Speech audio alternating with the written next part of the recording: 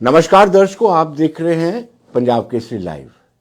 National conference जो Jammu Kashmir UT की एक बड़ी जमात है और कई मरतबा वो सत्ता में भी रही है, उस पार्टी में उथल पुथल शुरू हो गया है। कल ही पार्टी के अध्यक्ष या पार्टी के चीफ डॉक्टर फारूक अब्दुल्ला ने सेगमेंट इंचार्ज, डिस्ट्रिक्ट प्रेसिडेंट और बाकी दीगर जो बड़े लोग थे, बड़े नेता थे पार्टी के या कैडर थे, उनके साथ मीटिंग की। पार्टी हेडक्वार्टर में वो इमोशनल हो गए और उनकी आंख से आंसू भी निकले।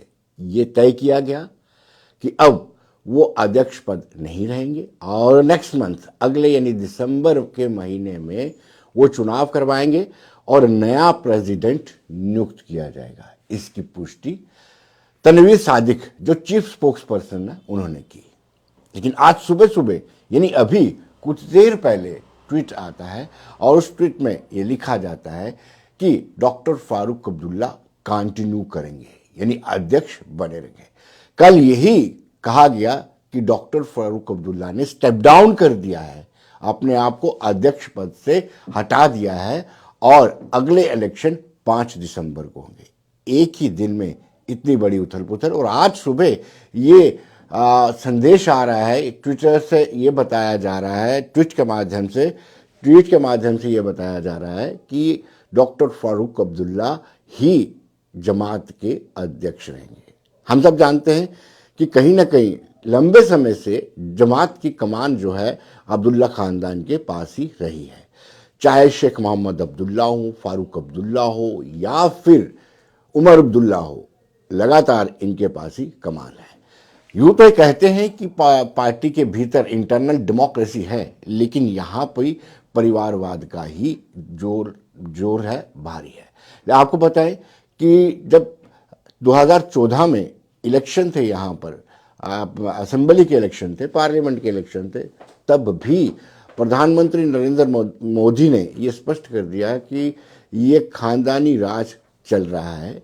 उन्होंने बाप बेटे की बात कही थी। बाप बेटे से आप सोच सकते हैं कि डॉक्टर फारूक अब्दुल्ला और उमर अब्दुल्ला की बात कही थी। फिर उसके बाद बाप बेटी की यानी महबूबा मुफ्ती और मुफ्ती सैयद की बात कही थी। यानी इन पर भी इस तरह के आरोप लगते हैं।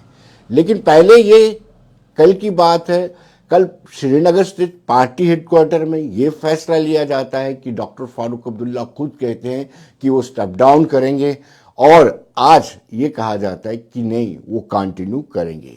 इससे साबित होता है कि पार्टी के अंदर भी सब कुछ ठीक नहीं है और शायद यही कारण है। या एक सेहत के बहाने से कहा जा सकता है कि हेल्थ एक इशू हो सकता है, लेकिन ये हेल्थ इशू नहीं है, कुछ हटके पार्टी के भीतर हो रहा है।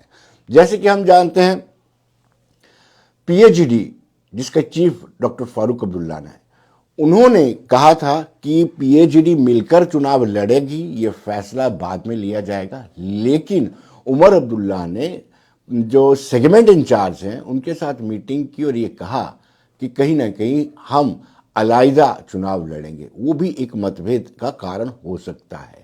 हालांकि बाद में उसको पैसिफाई करने की कोशिश की गई। बाद में डॉक्टर फारूक अब्दुल्ला ने भी कहा कि ये फैसले बाद में लिए जाएंगे।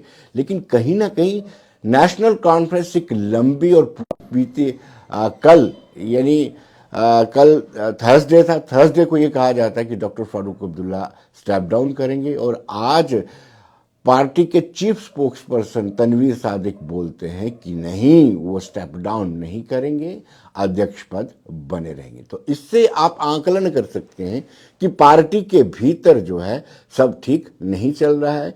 पार्टी के भीतर सब ठीक नहीं चलने से ये है कि एक बड़ी जमात जिसका रोल रहा है आतंकवाद में, इन्होंने आतंकवाद के कारण इन्होंने अपने कार्यकर्ताओं को, नेताओं की शहादत पाई, नेताओं ने शहादत पाई है। अगर इस पार्टी के भीतर कुछ ऐसा होता है तो कहीं ना कहीं डेमोक्रेसी में भी, जम्मू कश्मीर के लोकतंत्र में भी इसका असर पड़ेगा। अगर तो 5 अगस्त को इलेक्शन करवाते हैं तो फिर उमर अब्दुल्ला का बनना तय है। धन्यवाद।